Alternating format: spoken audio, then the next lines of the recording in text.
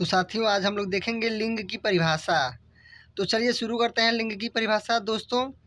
तो आज हम लोग देखेंगे लिंग की परिभाषा। लिंग कितने प्रकार के होते हैं मुख्य रूप से साथियों, देखिए हिंदी में वह भी एकदम सरल शब्दों में देख लीजिए, आप लोग के आंखों के सामने यह है। तो देख लीजिए, देखिए लिंग की परिभाषा शब्दों का वह रूप जिससे स्त्री या पुरुष जाति का बोध होता है उसे लिंग कहते हैं। यानी किसको लिंग कहते हैं? यानी शब्दों का वह रूप जिससे स्त्री या पुरुष जाति का बोध होता है उसे हम लोग लिंग कहते हैं। यानी जिसमें जिस शब्द में स्त्री या पुरुष यानी दोनों का जब कहीं भी अगर देखा जाए कि मतलब किसी वस्तु व्यक्तियों स्थानों इत्यादि में कि मतलब कहाँ स्त्री है और कहाँ पुरुष जाति का बोध हो रहा है, तो हम लोग उस को लिंग कहते हैं। यानी लिंग को दर्शाते हैं, ठीक है, कि कौन स्त्री है कौन पुरुष है। तो साथियों इस तरह से आप लोग को यह समझ में आ गया होगा।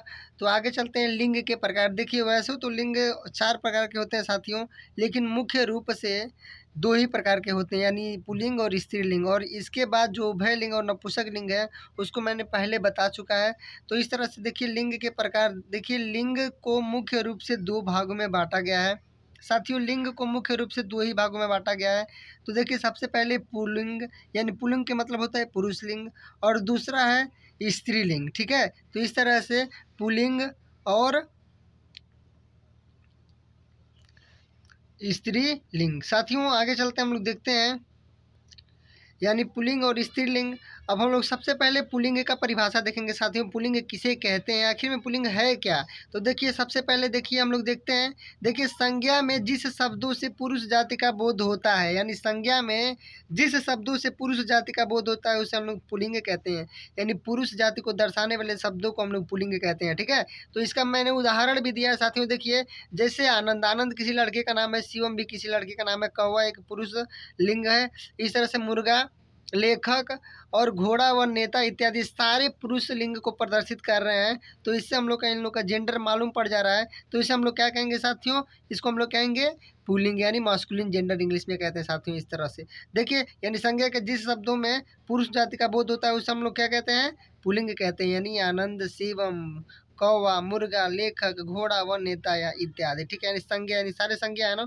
यानी संज्ञा कहते हैं कि दुनिया के किसी भी नाम को, यानी दुनिया में जो भी वस्तु हैं, जो भी व्यक्ति हैं, जो भी जानवर, पक्षी, पशु इत्यादि कुछ भी है उनका नाम होता है तो उसे हम लोग संज्ञा कहते हैं। यानी संज्ञा में ही संज्ञा के अंतर्गत लिंग भी आता है साथियों। इस तरह से आगे देखते हैं साथियों आगे क्या है।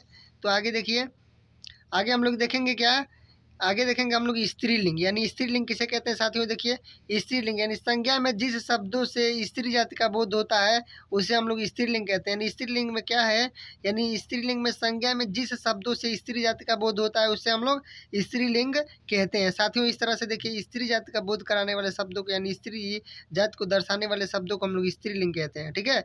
जैसे देखिए जैसे में क्या है, सीता, सीता किसी स्त्री का नाम है, रानी भी कोई स्त्री हो सकती है, बकरी भी स्त्रीलिंग है, अध्यापिका भी, लड़की, नर्स व मुर्गी इत्यादि, यानी सारी स्त्री जाति के बोध करा रहे हैं। यानी जो पुरुष जाति का बोध कराता है उसे हम लोग पुल्लिंग कहते हैं, और जो स्त्री जाति का बोध कराते हैं उसे हम लोग क्या कहते हैं साथियों?